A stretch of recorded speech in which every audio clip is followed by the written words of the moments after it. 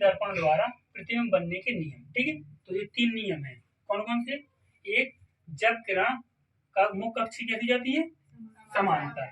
दर्पण के परावर्तन के पश्चात मुख्य एफ से होकर गुजर जाती है। दूसरी किरण मुख्य फोकस एफ से होकर जाती है, दर्पण के परावर्तन के पश्चात मुख्य अक्ष के समांतर हो जाती है। तीसरी किरण वक्रता के सी से होकर जाती है, दर्पण के परावर्तन के पश्चात वापस उसी माध्यम में लौट जाती है। तो ये जो किरण है इसमें दिख रही, तो इसको आप प्रैक्टिकल करके देखें कि जब कोई किरण समांतर जा रही तो वह मुख्य फोकस से गुजरती है कि नहीं गुजर रही। ठीक है, दूसरी मुख्य फोकस ऐसे होकर जा समांतर हो रही या नहीं हो रही। ठीक है, तो सबसे पहले जो दर्पण कौन सा बनो? कौन सा दर्पण है?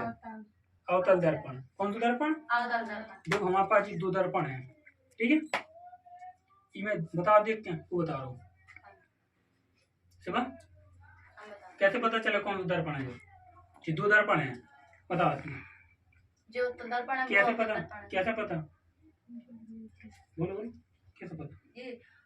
अवतल दर्पण वे दर्पण जिनकी उभरे हुए सतह पर कलई होती है तथा परावर्तन बाहर की ओर छू के देखें जो क्या है, उभरे हुए। ठीक है, तो बेदर्पण जिनके उभरे हुए पृष्ठ पर कलई होती है तथा परावर्तन अंदर की ओर तभी होता है, उन्हें क्या कहते हैं? उत्तल दर्पण। सॉरी, अवतल दर्पण।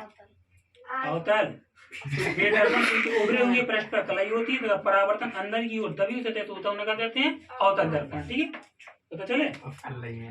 ठीक है, बंद करो, प्रैक्टिकल करो। देखिए, यदि कोई किरण मुख्य अक्ष के समांतर जाए, यदि कोई किरण मुख्य अक्ष के समांतर जाए तो वह दर्पण से टकराने के बाद मुख्य फोकस एफ से होकर गुजर जाती है। देखिए मुख्य फोकस एफ से होकर गुजर रही है कि नहीं गुजर रही? देखिए जा रही है मुख्य फोकस एफ से। यदि कोई किरण मुख्य अक्ष के समांतर जाती है, देखिए ये वाली समांतर जा रही है, मुख्य अक्ष के समांतर ये वाली किरण। ठीक है, और दर्पण से टकराने के बाद मुख्य फोकस एफ से होकर गुजर रही है, तो फर्स्ट कंडीशन, यदि कोई किरण मुख्य अक्ष के समांतर जाती है तो वह दर्पण से टकराने के बाद मुख्य फोकस एफ से होकर गुजर जाती है। ठीक, यदि कोई किरण मुख्य फोकस एफ से होकर जाए, यदि कोई किरण मुख्य फोकस एफ से जाए तो दर्पण से टकराने के बाद मुख्य अक्ष के समांतर हो जाती है। देखिए नीचे वाली लाइन समांतर हो रही है कि नहीं हो रही? देखिए ऊपर वाली लाइन मुख्य फोकस एफ से होकर गुजर रही जी जा रही, देखो मुख्य फोकस एफ से होकर गई और लेंस से दर्पण से टकराने के बाद मुख्य अक्ष के समांतर हो जाती है। हो रही है समांतर, देखिए गौर से, जी मुख्य फोकस एफ से होकर गई और मुख्य अक्ष के समांतर वही जी नीचे वाली लाइन। तो दूसरी कंडीशन, यदि कोई किरण मुख्य फोकस एफ से होकर जाती है तो वह दर्पण से टकराने के बाद मुख्य अक्ष के समांतर हो जाती है। समझ में आई? इसके बाद हम पढ़ेंगे कौन सी कंडीशन नंबर, यदि कोई किरण वक्रता केंद्र सी से होकर जाती है। देखिए वक्रता केंद्र सी से होकर जा रही है, देखिए ये वक्रता केंद्र सी है गई। यदि कोई किरण वक्रता केंद्र सी से होकर जाती है तो वह दर्पण से टकराने के बाद वापस उसी माध्यम में लौट जाती है।